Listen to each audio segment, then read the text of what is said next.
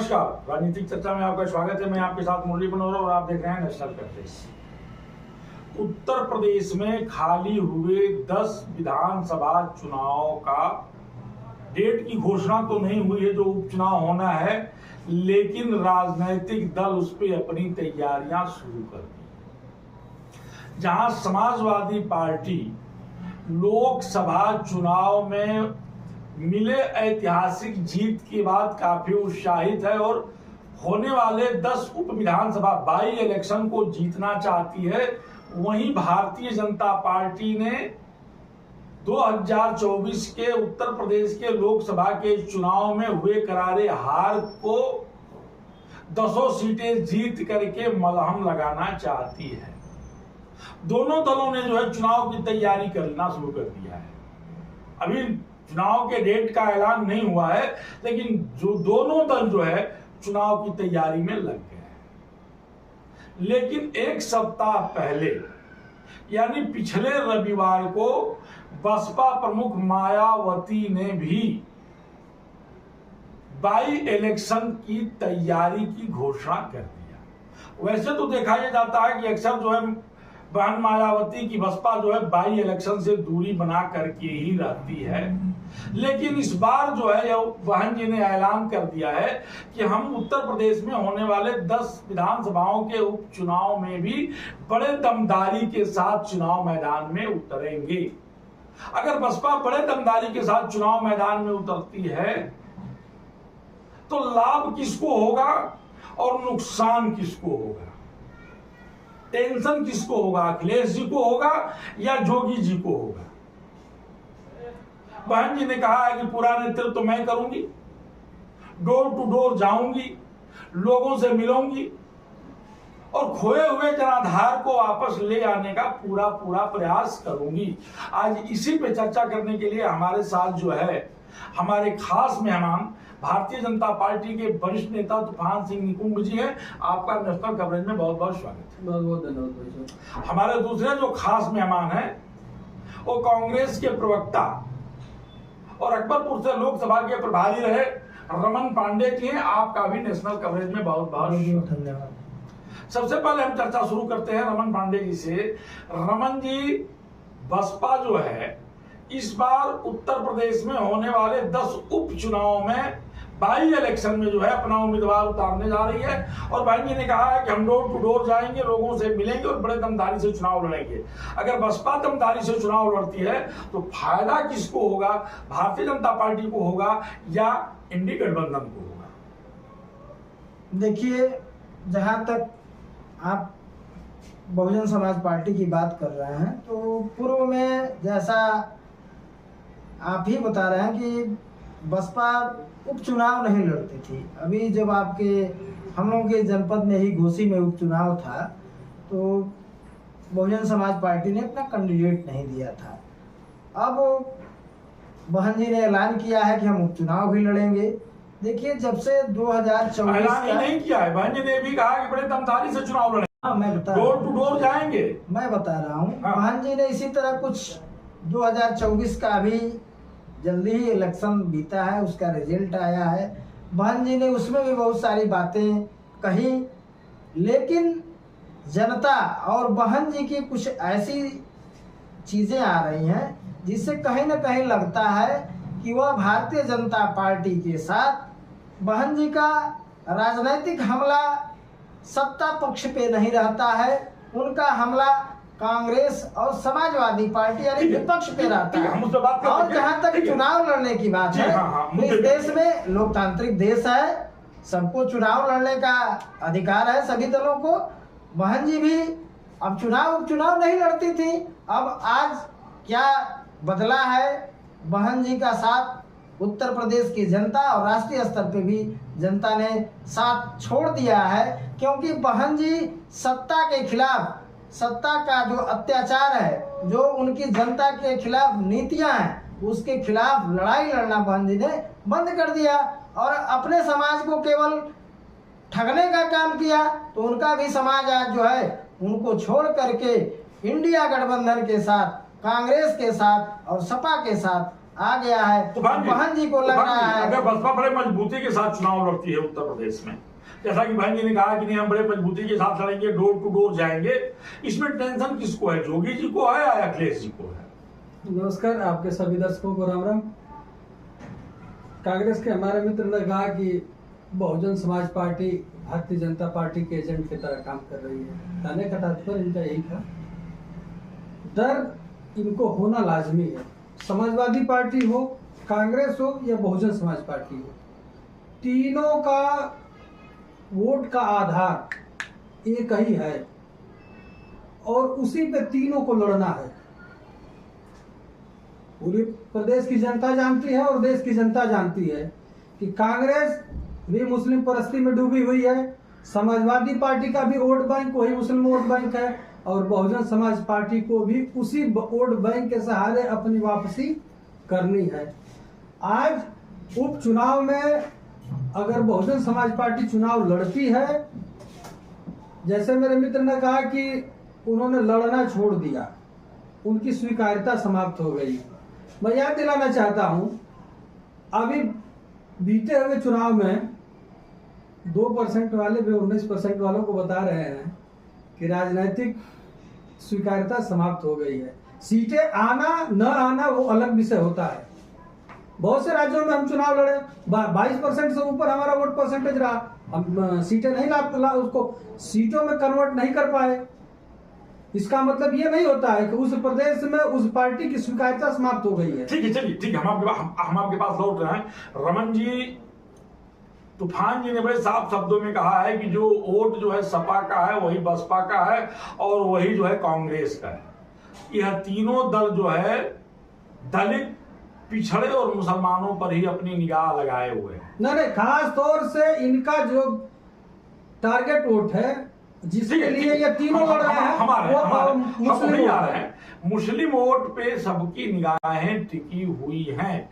लेकिन पिछले लोकसभा के चुनाव में देखा यह गया है कि 18% दलित मतदाता भी जो है मायावती को छोड़ करके पीडीए के साथ चले गए थे। अगर वो 18% मतदाताओं को बसपा रोक पाती है तो क्या उत्तर प्रदेश में समाजवादी पार्टी और कांग्रेस के लिए डगर सही हो पाएगा, ये डगर निकल पाएगा? देखिए, अभी भाजपा के मित्र कह रहे थे कि बहुजन समाज पार्टी, खास रूप से उनका कहने का मतलब यह था कि बहन जी जो है जिनके पास वोट नहीं है और मुसलमानों की बात यह कह रहे हैं, तो मैं आपसे बताना चाहूँगा कि इंडिया अलायंस, आप उसके जीत का आधार देखेंगे तो इंडिया अलायंस को सर्व समाज का, सभी लोगों का, चाहे वह दलित हो, चाहे वह मुस्लिम हो, चाहे वह किसी भी समाज का हो, सबका वोट मिला है। इसीलिए प्रचंड, आप देखे होंगे कि वाराणसी जैसे सीट पे प्रधानमंत्री की देश पे लोकप्रियता है। प्रधानमंत्री जी अपने स्वयं भाषणों में कहते हैं कि मैं इस बार 10 लाख वोटों से जीतूंगा, लेकिन उनके जीत का अंतर 1.5 लाख हो गया। आप घोषित लोकसभा का देख लीजिए, आजादी के बाद पहली बार कोई आदमी, कोई व्यक्ति सांसद जो बना है 1,62,000 वोटों से जीता है। तो कहने का अर्थ है कि राजनीतिक, और आज जो भारतीय जनता पार्टी की नीति, अभी हाई कोर्ट ने दिया है 69,000 शिक्षकों की भर्ती पे, उसका जो कोर्ट का फैसला आया है, ऐतिहासिक फैसला है। कई साल से जो छात्र थे सड़कों पे उतरकर मांग करते थे, कई बार विधानसभा का घेराव किए, लखनऊ में लाठियां चली। यानी सरकार जो कहती थी, बच्चे कहते थे नहीं इसमें धांधली हुई है मेरिट लिस्ट में, तो ये लोग कहते थे नहीं नहीं गलत है, उनको लाठियों से पीटा गया। आज हाई कोर्ट ने मोहर लगाया है, इनके मुख्यमंत्री, उप मुख्यमंत्री ने हाई कोर्ट को धन्यवाद दिया है, सारे इनके अलायंस के लोग दे रहे हैं कि किस तरीके से मेरिट लिस्ट में, तो उत्तर प्रदेश की जनता जो है वो समझ गई है। हम 59,000 पे चर्चा कर लेंगे। तूफान जी, कांग्रेस के प्रवक्ता रमन पांडे जी का स्पष्ट कहना है कि हमको सर्व समाज का वोट मिला है, तब हम प्रचंड बहुमत से जीते हैं। आपको क्या लगता है कि भारतीय जनता पार्टी के मतदाताओं में सेंधमारी हो चुकी है? तो इसे कैसे जो है उपचुनाव में और 2027 में रोका जाएगा? प्रचंड बहुमत अगर 99 को कहा जाता है तो बहुत नहीं, देखिए उसको बातों में मत फंसाइए। मैंने ये कहा कि जहां भी जीत मिली है इंडिया गठबंधन को, उत्तर प्रदेश में आप कहां से कहां आ गए, मैंने बात किया पार्टिकुलर एक एक सीटों पे। बहुमत तो आपको मिला, बहुमत भी आपको भी नहीं मिला है, आपको 240 सीटें मिली हैं। कांग्रेस को मैंने यह कहा 99 से बड़ा होता है कि नहीं, छोटा होता है? आप निश्चित ही आप एक 99 से बड़ा देखिए, होता है कि छोटा होता है? ये स्कूलों में बच्चों की तरह व्यवहार मत करिए। मुझे बताइए 99 से 240 बड़ा होता है कि बिल्कुल छोटा बड़ा होता है, बच्चों की तरह व्यवहार मत चलिए, करिए। कम से कम लेकिन हमारे कांग्रेस के मित्र ने लेकिन स्वीकारा तो। आप इसको मानिए, आप इसको मानिए कि आज प्रधानमंत्री जी जितना कह रहे थे अपने भाषणों में कि हम 10 लाख से चुनाव जीतेंगे और आ गए सिमट के 1.5 लाख पे, तो जनता किसके साथ है? जनता ने उनको हराया है। हाँ, कुछ वोटों से जीत गए हैं, लेकिन जनता ने उनको हराया है। सवाल ये पैदा होता है कि भारतीय जनता पार्टी और समाजवादी पार्टी दोनों उपचुनाव की तैयारी करना शुरू कर दिए हैं और बीच में बसपा ने भी बड़ा ऐलान कर दिया है। नुकसान किसको होगा और फायदा किसको होगा? चर्चा आज इस पे हो रहा है रमन जी। मैं बता रहा कौन हूं, कितना से हारा है और जीता है इससे मतलब नहीं। आपने पूछा, इन्होंने आरोप लगाया ना कि केवल 1 वोट बैंक, कहा कि 10 वोट। हाँ, आप उसी के लिए जीतनी, आप अरे आप भी तो आप उसी के लिए हैं। आप केवल मुस्लिम तुष्टीकरण के लिए अरे आपने कौन सी योजनाएं बंद कर दी? आपको ये लग रहा है आपने देश में कौन सी योजनाएं बंद कर दी?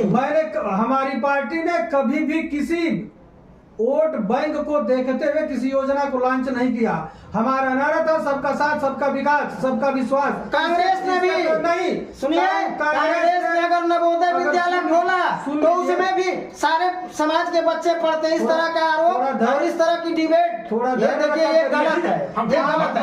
देखिए इस तरह की डिबेट हो रहा है मामला। केंद्रीय विद्यालय खुला तो उसमें केवल एक समाज का बच्चा पढ़ता है। कांग्रेस नवोदय खुला तो एक समाज का नहीं। आप हमको बताइए ना, अपनी बात आप बताइए, हम सुना दूसरे को सुना करिए। मुंशीपुरा का ओवरब्रिज बना है, कांग्रेस ने बनवाया है।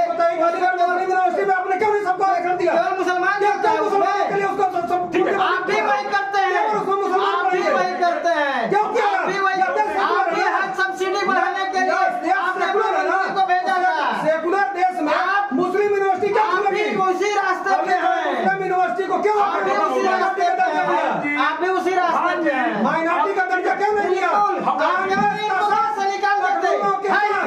कांग्रेस का स्थान निकालने के लिए के साथ इनको कांग्रेस का हाथ दे, कांग्रेस का हाथ है, ये भारतीय जनता पार्टी के लोग इस देश में करने वालों के साथ, कांग्रेस का हाथ इस देश में टुकड़ा के साथ बिल्कुल नहीं। ये भाषा आपकी बताती है कि आप कितने उन ताकतों के साथ खड़े हैं जो कुछ नहीं। कांग्रेस ने इस देश का निर्माण किया है, कांग्रेस ने इस देश को बनाया है और आपकी हिम्मत नहीं है कि आप उनके खिलाफ बात करें।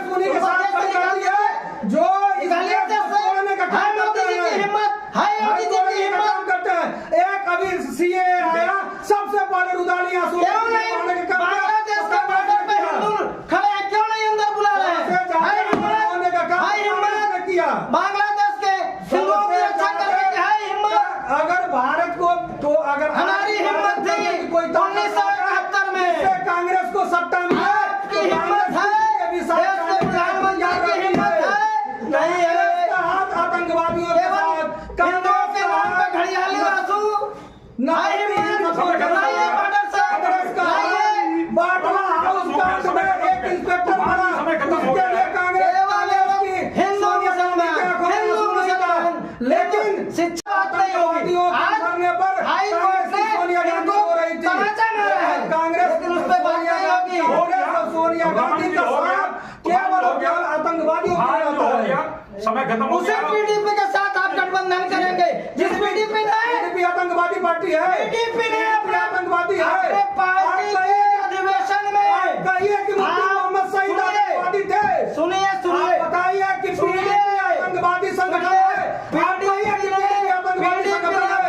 आप कहिए कि पीडीपी अधिवेशन में गुरु को आतंकी नहीं कहा संगठन है। आप कहिए कि पीडीपी आतंकवादी संगठन है।